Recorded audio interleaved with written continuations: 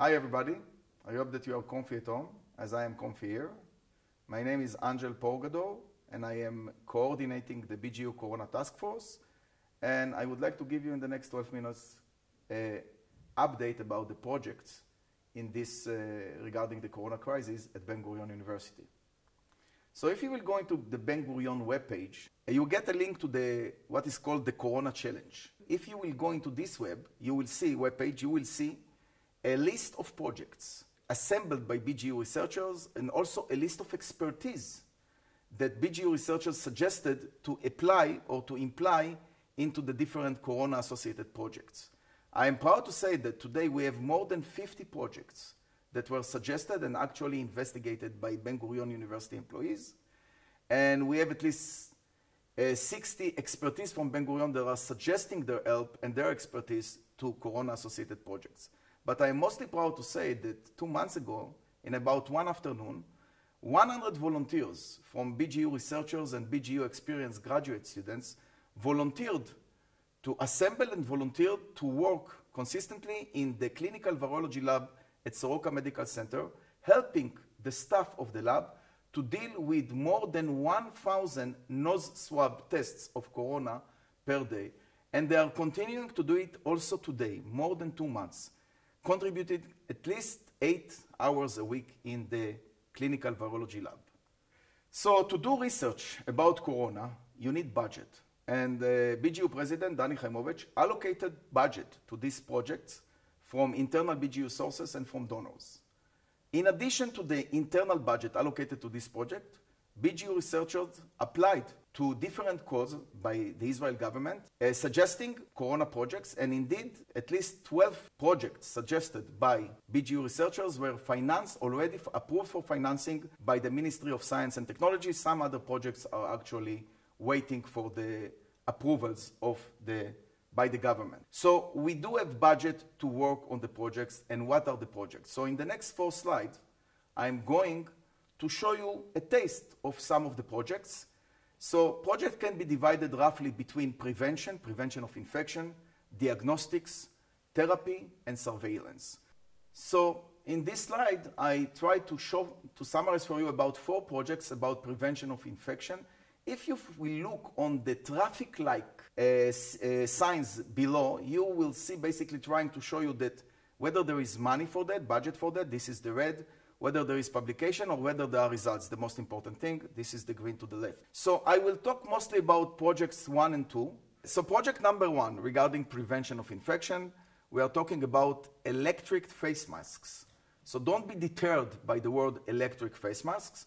If you will look on the slide, you can see that the researcher is using a laser-induced graphene, which is a carbon-based component. And this component can be introduced into face masks, and on top of that, to be electrified with a low volume of voltage, about 2.5 volt. It is insulated, but this component, together with the 2.5 volt, ensure that more than 95% of the pathogens going through the mask are basically trapped and killed. So this is a reusable mask that can be used all the time and can be charged actually through your cellular phone.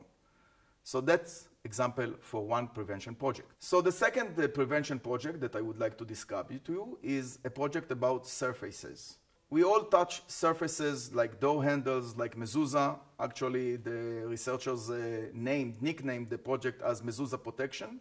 And these surfaces might have on them the pathogenic virus. So how can we assure that this virus will be killed when it is on the surface? Actually, when the surface is like plastic or steel, any inert surface, the virus can survive on this surface for like 72 hours or even days. So can we make a spray or brushable material that we can spray or brush doorknobs or mezuzahs, and this material will stay on the surfaces for week, 2-3 weeks, and kill the virus that is brought to these surfaces by infected people? The answer is yes. The researchers are working on that. The basics is basically ions of copper that will be introduced into organic polymers, and that should do the work. So in the next slide, I'm talking about projects regarding diagnostics. The first project about diagnostics that I'm going to describe to you is a project about pooling of nose samples going to the lab for detection. You should know that nose swabs to be detected molecularly in the lab. This is expensive test, about $30 per sample, and there is a worldwide shortage in these kits for diagnostics. So this project suggests an algorithm to take, for example, 384 samples, pull them into 48 pools, test only the pools, and based on the results of the pools, in one round of tests, to go and detect and show the infected samples in the original 384 samples. So basically, it's 8-fold cost saving, which is very important in presence of the price and the worldwide shortage in these diagnostic kits. So in the next slide, I will talk about projects of therapy. So usually projects of therapy are long-time projects, so I will just mention maybe one of them. You probably all heard about the hydroxychloroquine, which is an existing drug, was suggested to treat corona, not so efficient. You might heard also about zinc. Zinc actually inhibits the replication of the coronavirus, but it cannot go or penetrate into the cells in which the virus resides. Combining the hydroxychloroquine with the zinc helps the zinc to go inside the infected cells and kill the virus. So this is a short-term therapy project in which the researchers are trying now to combine, to find the right combination of zinc and hydroxychloroquine, and then bring this combination to clinical trials directly on corona patients.